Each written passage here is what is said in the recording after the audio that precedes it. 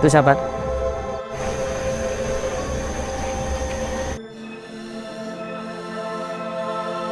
Dan cuma ini saja, nggak ada lagi. Pas saat tadi begini kan tidak diapa-apain. Desa Trunyan adalah salah sebuah tempat tadikan pelancong seluruh dunia. Di sebalik keindahan Tasik Toba dan pemandangan gunung ganang yang begitu tersegang, tersimpan satu adat yang sangat unik oleh penganut agama Hindu di Kepulauan Bali, Indonesia. Terutamanya penduduk di Desa Trunyan. Trunyan bukanlah terkenal disebabkan kawasan dia yang menarik, tapi ia lebih dikenali dengan adat penganut agama Hindu yang tak menanam mayat apabila seseorang itu meninggal dunia. Assalamualaikum guys, welcome back to Syamim Story. Macam korang, okey tak? Hopefully korang dalam keadaan sihat selalu. Syamim sentiasa doakan yang terbaik untuk korang semua, okey? Sebelum tu Syamim minta korang tekan butang like dulu untuk video ni. Dan jangan lupa tekan butang subscribe sekali. Sebab menjelang 10,000 subscriber ni, Syamim ingat nak bagi giveaway lah dekat korang. Kalau korang nak tahu hadiah dia apa, so korang kena stay tune dan follow setiap video yang Syamim upload, okey? Jom kita teruskan pada perbincangan kita untuk kali ni. Untuk video kali ni, Syamim nak cerita pasal sebuah kubur ni. Kalau dekat Malaysia ni, kita tak akan jumpa lah benda-benda yang rare macam ni tau. Sebab mostly urusan pengkebumian mayat dekat Malaysia ni semua kena ikut prosedur yang betul. Dan nak tanam tu pun dekat tempat yang betul dengan cara yang betul. Betul tak? Banyak betul lah. Banyak betul-betul lah. Okay, tak boleh lah kita nak tanam ahli keluarga kita dekat belakang rumah ke, dekat tepi rumah jiran ke kan. Tapi lain pula untuk penduduk kampung Desa Trunyan, Bali ni. Okay, mayat dibiarkan dekat atas tanah sampai reput guys. Okay, nak tahu selanjutnya? Jom kita rolek. Desa Trunyan ni terletak dekat Pekan Kintamani, Pulau Bali, Indonesia. Kalau dekat Malaysia tu, Bali tu negeri, Kintamani tu macam pekan, and then Trunyan tu perkampungan kecil lah. Perkampungan Desa Trunyan ni memang kecil guys, sebab dia ada dekat pesisir Tasik je. Nama Desa Trunyan ni diambil daripada pokok besar yang hidup sejak 11 abad yang lepas. Nama pokok tu Taru Menyan. Korang mesti tak pernah dengar kan nama pokok tu. Syamim pun tak pernah dengar sebab yalah dekat Malaysia Syamim rasa tak ada kot pokok Taru Menyan tu. Pokok Taru Menyan ni juga dikenali sebagai pokok kayu wangi ataupun pokok beringin wangi. Untuk kawasan perkuburan tu pula, dia terletak dekat pesisir Danau Batur. Location tu tak jauh lah daripada perkampungan Desa Trunyan tu. Bila ada orang mati, diorang akan uruskan mayat dekat kampung diorang, and then diorang kena naik bot untuk hantar mayat tu dekat situ. Sebab Syamil tengok map pun dekat situ pun tak ada jalan darat lagi guys. Dekat kubur tu lah. Location dia sebenarnya ada 3 tau. Sebab ada 2 cara dan 3 kriteria orang yang nak dikebumikan tu. 3 tempat, 2 cara. Okay, sekejap lagi Syamil terangkan macam mana. So korang kena tengok video ni sampai habis. Syamil akan terangkan step by step.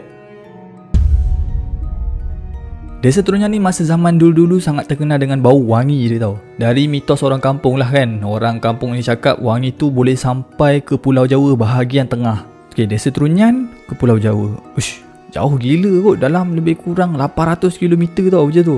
Bunyi dia macam tak masuk akal kan. Tapi nama pun mitos guys. Okay, Syamil teruskan lagi dengan kisah mitos masyarakat Trunyan ya. Okay, zaman dulu-dulu dikatakan ada 4 orang adik-beradik daripada Keraton Sukarta. Okay, Keraton Sukarta ni dia dekat Jawa Tengah tu lah yang Syamil tunjuk map tadi tu. 3 lelaki dan seorang perempuan. Disebabkan bau wangi tu sejauh tu kan, jadinya diorang macam teruja lah, tertanya-tanya, curious. Apa benda yang wangi sangat tu? 4 adik-beradik ni pergilah cari bau tu dekat mana. Okay, nak dipendekkan cerita, lepas jumpa pokok tu, abang sulung daripada 4 orang adik-beradik tu, dia terjumpa Dewi penunggu pokok yang ada dekat situ.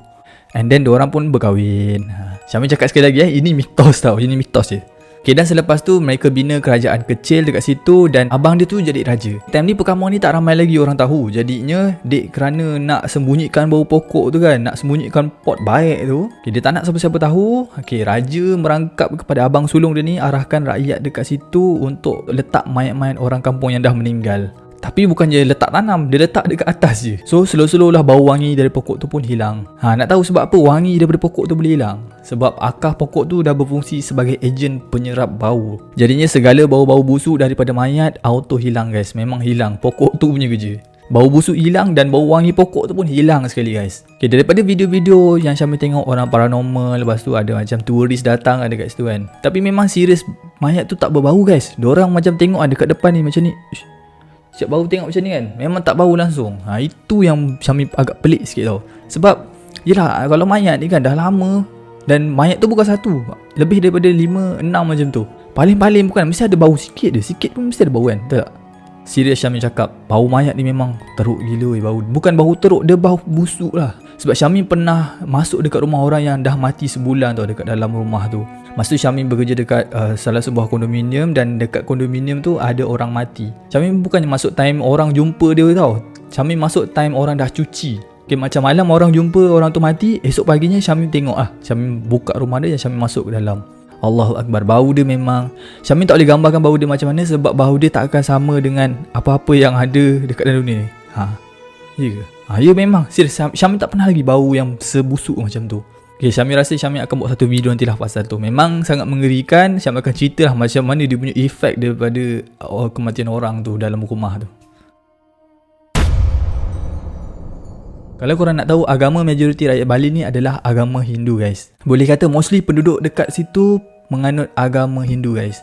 Untuk kawasan luar desa Trunyan ni, biasanya diorang akan menguruskan jenazah ikut guideline agama Hindu yang betul lah. Bila seseorang tu mati, diorang akan buat upacara pembakaran ataupun orang Bali sendiri sebut sebagai pengabenan.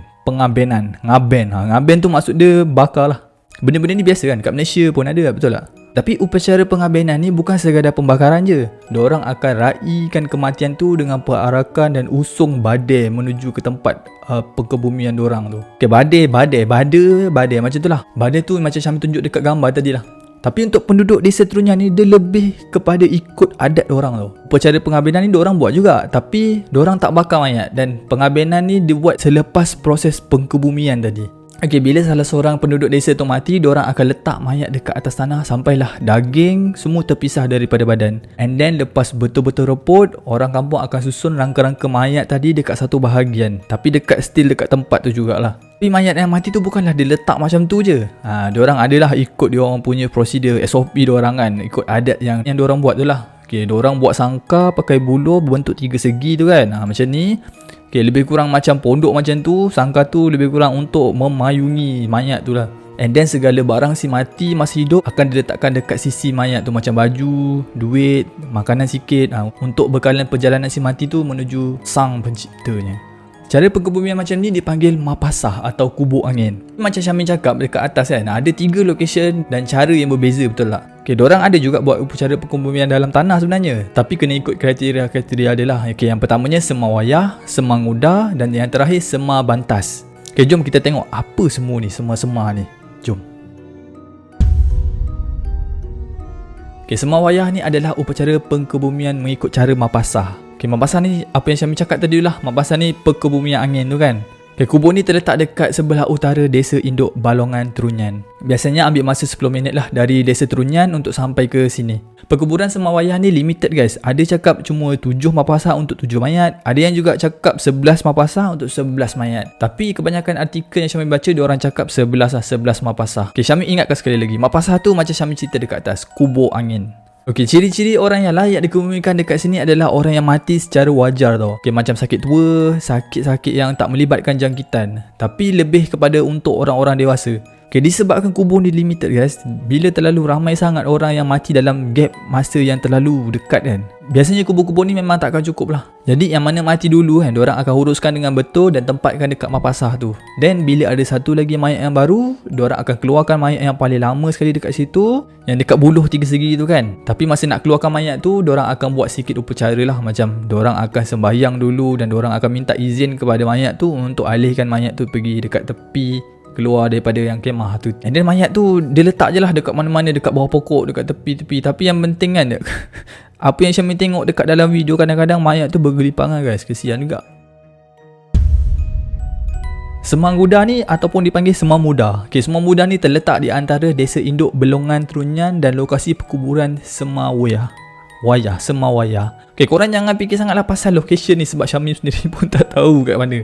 Dekat Sema Nguda ni, diorang akan buat upacara pengkebumian ikut cara mapasah atau kubur angin juga. Sama je dengan Sema Wayah tadi, tapi tempat ni lebih fokus untuk kuburkan mayat remaja yang belum berkahwin, budak-budak, bayi. Tapi untuk bayi dia lain sikit. Dia memang kuburkan dekat sini, tapi untuk bayi dia tanam. Diorang ikut cara yang lebih proper lah untuk bayi ni kan. Sema Bantas ni paling berbeza daripada yang lain ni. Lokasi dia terletak dekat Tempik Pusih Tenggara desa induk Balongan Trunyan tau. Apa yang buat perkuburan Sema Bantas ni lain daripada yang lain, mayat dekat sini semua akan ditanam. Sebabnya orang gelar mayat-mayat yang mati dengan ciri-ciri Sema Bantas ni adalah kematian yang tak wajar lah. Contoh macam mati disebabkan penyakit berjangkit, mati aksiden dan mati bunuh diri. Dan sekarang kan ada penyakit corona kan. Jadinya mayat-mayat yang mati sebabkan corona ni akan ditanam dekat sema bantas ni lah. Bagi kepercayaan penganut Hindu Desa Trunyan, cara pengkebumian macam ni adalah cara yang membuatkan si mati tu terananya tau. Sebab bila tanam ni, diorang rasa proses perebutan mayat tu ambil masa yang sangat panjang. Lagi lambat mayat tu reput, lagi lambatlah perjalanan si mati tu menuju dekat Tuhan. Ini kepercayaan diorang lah. Dah settle pasal kebumi mayat-mayat tadi kan. Tak habis macam tu je guys. Panjang lagi cerita dia sebenarnya. Lepas si mati dah selamat dikebumikan, orang kampung akan adakan upacara pengabenan pula yang Syamil cakap dekat atas tadi kan. Atau diorang panggil sebagai ngutang mayat. Upacara ni memang kena buat untuk hantar roh-roh si mati ni ke syurga. Kalau ritual ni tak dibuat, roh-roh si mati ni akan jadi roh yang jahat dan mengganggu orang kampung. Daripada kepercayaan diorang ni juga, siapa yang pernah berkahwin, roh si mati ni takkan boleh terus pergi dekat syurga. Roh si mati ni kena melalui fasa penyucian dulu dengan cara ngutang mayat tu lah. Biasanya upacara ni dibuat untuk orang-orang yang mati dengan cara pengkebumian semawayah ataupun sema bantas. Untuk semanggoda ni terkecuali sebab mereka ni adalah golongan-golongan yang disayangi Ratu Sakti Pencering Jagat. Jadinya mereka ni tak payah buat lah untuk yang semanggoda tu. Orang-orang kampung anggap kan budak-budak yang mati ni, diorang ni antara roh-roh yang suci lah. Masa ritual ngutang mayat ni dibuat kan, diorang akan pusing satu kampung and then bawa patung-patung yang disifatkan sebagai roh si mati ni tadi. Patung tu dipanggil pererai. And then lepas settle ritual tu, orang kampung akan bawa patung tu pergi dekat semawayah tadi, dekat tanah perkuburan tu kan. Sebab diorang nak mapasahkan sekali patung tu dekat situ. Macam dalam gambar ni lah. Diorang akan letak patung tu dekat situ. Kira dia kuburkan sekali dengan mayat-mayat orang tu lah yang ada dekat situ. Cerita ni sebenarnya panjang lagi tau, tapi dia lebih kepada mendalami cara ritual agama tu sendiri. Syamil rasa tak payahlah cerita sebab dia terlalu rumit dan susah nak difahami. Sebab setiap benda yang dia buat dalam ritual tu semua ikut guideline agama diorang. Dan frasa-frasa upacara keagamaan tu sangat banyak tau, sampaikan Syamil sendiri pun tak faham. Kiranya upacara ngutang mayat ni bukan proses yang mudah. Tapi Syamil masih tanya tau, macam mana pokok taru menyan tu kan dia boleh power gila shoot. Bayangkan mayat banyak dekat situ boleh tak ada bau. Itulah kuasa Allah SWT kan, memang sangat hebat. Kalau korang suka cerita-cerita macam ni, korang komen kat bawah. And then kalau korang ada cerita yang best juga, korang tinggalkan je lah komen kat bawah. And then kalau korang nak rasa dekat lagi dengan Syamil, korang boleh DM Syamil dekat IG. Syamil akan tinggalkan link dekat description nanti. Berjumpa lagi kita untuk video yang akan datang. Assalamualaikum, bye-bye.